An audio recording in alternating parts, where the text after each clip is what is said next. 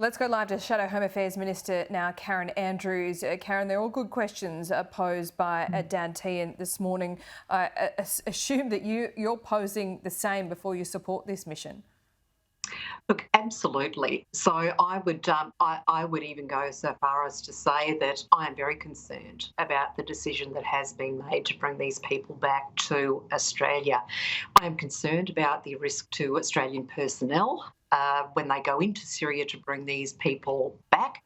I'm concerned that some of the women and potentially some of the children will have been radicalised, and they are unlikely to have been unradicalised whilst they're in a Syrian camp. So what's going to happen to them when they come back to Australia? And then, of course, should control orders be put in place, and that's a matter for the courts, should those control orders be put in place, is that going to be sufficient over the longer term to protect Australians? So control orders put in place by the courts, they have a particular life, 12 months, but it's up to the courts what the conditions of those control orders are, how long they stay in place.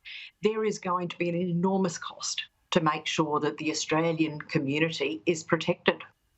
What is the cost? Because you would have looked at this whilst you were in government. We're talking about 42 children and 16 Australian women. Are we talking about that being in the billions? It depends on a number of factors. It depends on where the individuals go. It depends on what the extent of the control order is.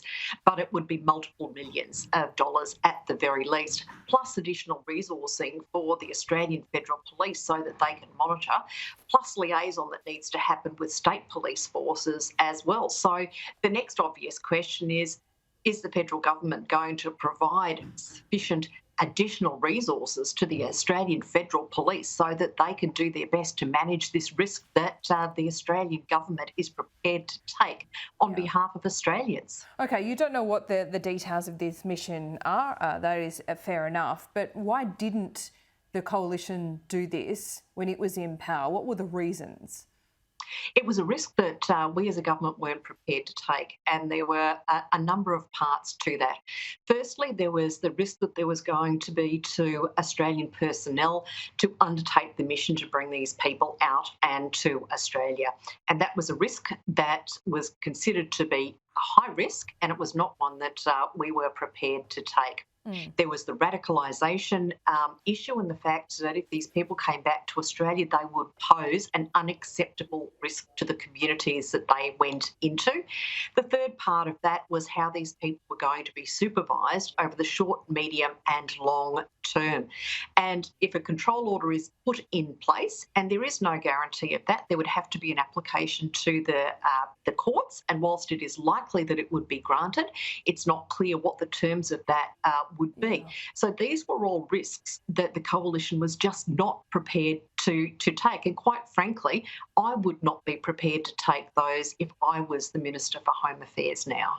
What about the children though? They are unwilling conscripts in all of this, and if I'm right, some of these children were actually born into these camps. What do you do with them? Yes, and that is an issue, and a significant issue. I would always default to the position that the role of a government is to protect all Australians, and that means people who are here in Australia. Now, it's quite possible that some of those children will already have been radicalised. We don't have the details yet of the age, particularly the males, but Mike Burgess, as the head of ASIO, has already publicly stated that the age at which people are being radicalised, kids are being radicalised, is getting low. So we're talking early teens that kids are being radicalised.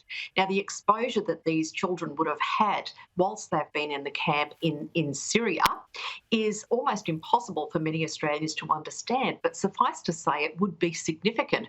So they would have been told how they needed to support ISIS, how they needed to support the foreign fighters that were there, and all of a sudden they're going to be transported back to Australia. So de-radicalisation programs are all well and good, but there are many instances of people who've gone through such programs who have continued to offend. So it it is a huge risk to Australia, and as I've indicated, not one I would have been prepared to take. There's a bit of irony in the reporting this morning being described as a secret ASIO mission. Well, it's not secret now. Is part of the problem now getting these women and children out of the camps? We know your position on it, but if it's highly publicised now, is that going to be an issue, a security issue for ASIO?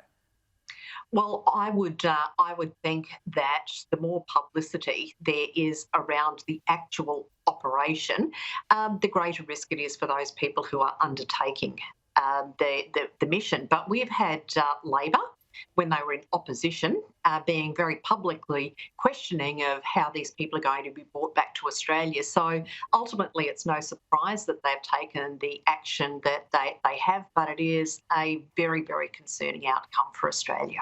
Karen Andrews, great to talk to you. Thank you. Pleasure.